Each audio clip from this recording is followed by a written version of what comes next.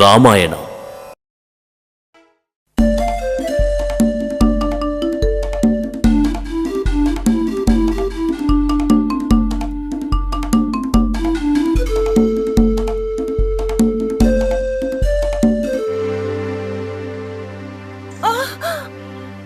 భయపడకండి రామా, నేను మీ తండ్రి గారి ఆప్తమిత్రుడను. మిమ్మల్ని కలిసినందుకు నాకు సంతోషంగా ఉంది. అదుగో కనపడుతోంది, అదే పంచవటి. అదే మీకు నివాసయోగ్యమైన స్థలం.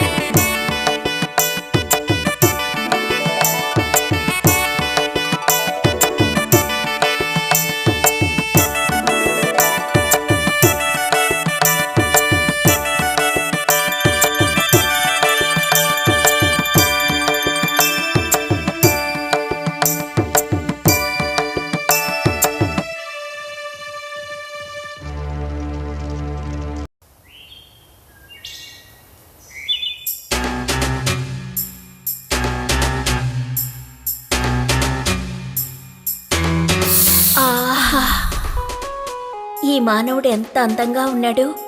ఎలాగైనా ఇతన్ని వశపరుచుకొని పెళ్లి చేసుకోవాలి.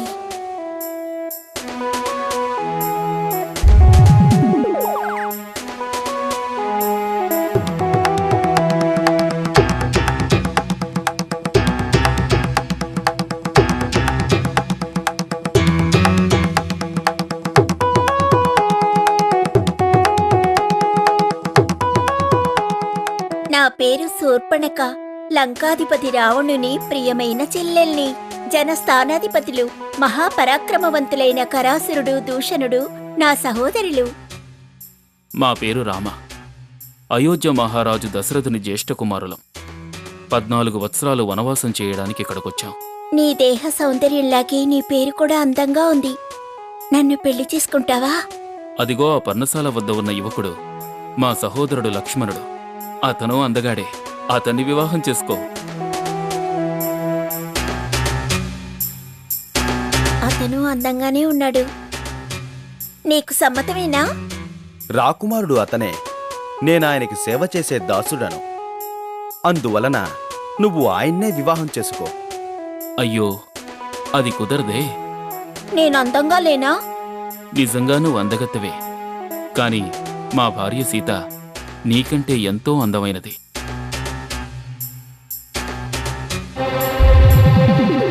నీ భార్య నాకంటే అందగత్తెన్న అహంకారంతోనే కదా అలా అంటున్నావు. ఇప్పుడే దీన్ని చంపేస్తాను. అప్పుడు నువ్వు నన్నెలా పెళ్లి చేసుకోవో నేను చూస్తాను.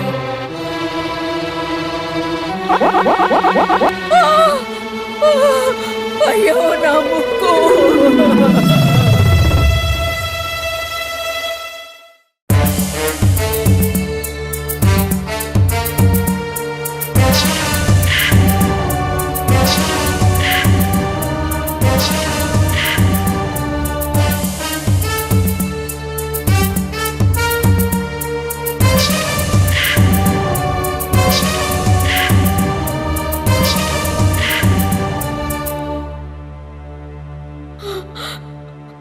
చూసావన్నా, ఒక సామాన్య మానవుడు నా ముక్కు కోసేశాడు.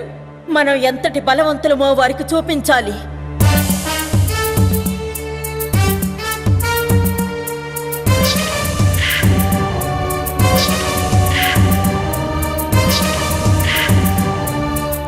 రావణ, శాంతించు. వాళ్ళెవరో కాదు, అయోధ్య రాకుమారులు రామలక్ష్మణులు. ఏం చేసినా ఆలోచించి చేయాలి.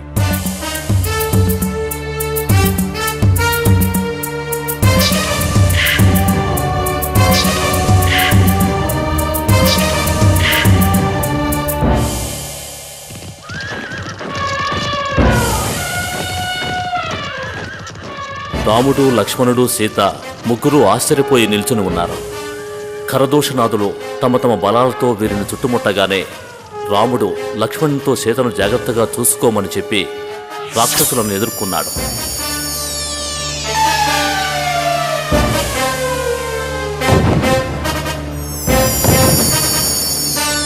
రాముని బాణాల ధాటికి తట్టుకోలేక రాక్షసులు నేల కొరికి ప్రాణాలు వదిలారు.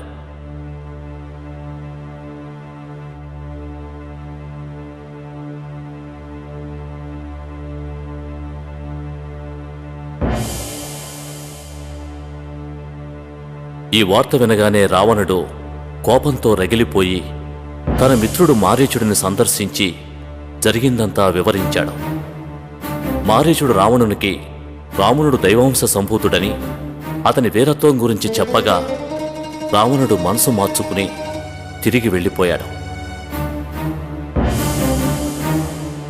అన్నా రావణాసురా, నీ చెల్లెలు ముక్కు కోయించుకొని నిస్సహాయంగా నిలబడితే రాముని గొప్పతనం గురించి చెప్తున్నావా?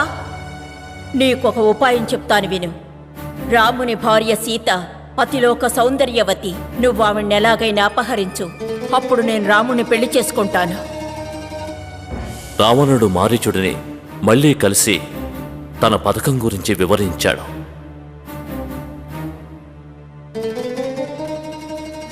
రాముడు నాకు మిత్రుడు, అతని భార్యను అపహరించడానికి నేను అసలు ఒప్పుకోను అని మారీచుడు చెప్పగా రావణుడు అతనిని చంపుతానని బెదిరించడంతో తన ప్రాణం రావణుని చేతిలో పోవటం కంటే రాముని చేతిలో పోవటం మంచిదని మారీచుడు ఒప్పుకుంటాడు.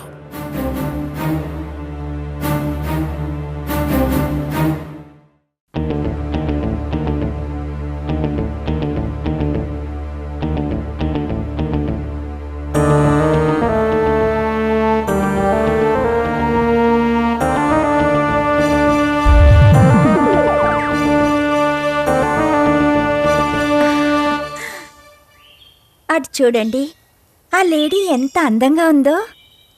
అవును, నిజమే. అయితే మైమరపించే ఆ అందాన్ని చూస్తుంటే అదంతా రాక్షసమాయలా అనిపిస్తోంది. స్వామి, నాకా లేడీ కావాలి, పట్టుకురాగలరా? లక్ష్మణ, నీవు సీతను జాగ్రత్తగా చూసుకో.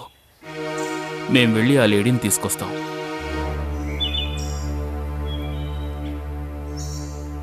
సీతా! లక్ష్మణ! లక్ష్మణ, నా స్వామి ఏదో ఆపదలో చిక్కుకున్నట్లున్నారు. అపాయంలో ఉన్నారు. నువ్వు వెంటనే వెళ్ళి ఆయన రక్షించు. భయపడకండి. నిస్సందేహంగా అది అన్నగారి స్వరం కాదు. లక్ష్మణ, నా స్వామి అక్కడ ప్రాణాలతో పోరాడుతుంటే నువ్వు నాకిక్కడ హితబోధలు చేస్తున్నావా? వెంటనే వెళ్ళి ఆయన్ని రక్షించు. నా స్వామి లేకుంటే నేను నా ప్రాణాల్ని త్యాగం చేస్తాను. మన్నించు మాత, తక్షణమే బయలుదేరి వెళతాను. అయితే నేను గీచిన ఈ గీతను దాటి మాత్రం ఎట్టి పరిస్థితుల్లోనూ మీరు బయటకు రాకండి.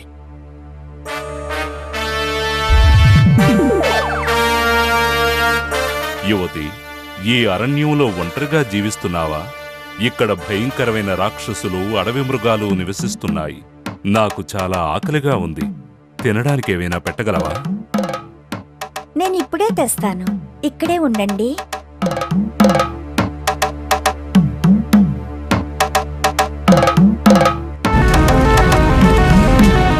యువతి, నేను ఈ గీతను దాటి లోపలికి రాలేకపోతున్నాను. నువ్వే గీతను దాటి భిక్షను ఇవ్వు.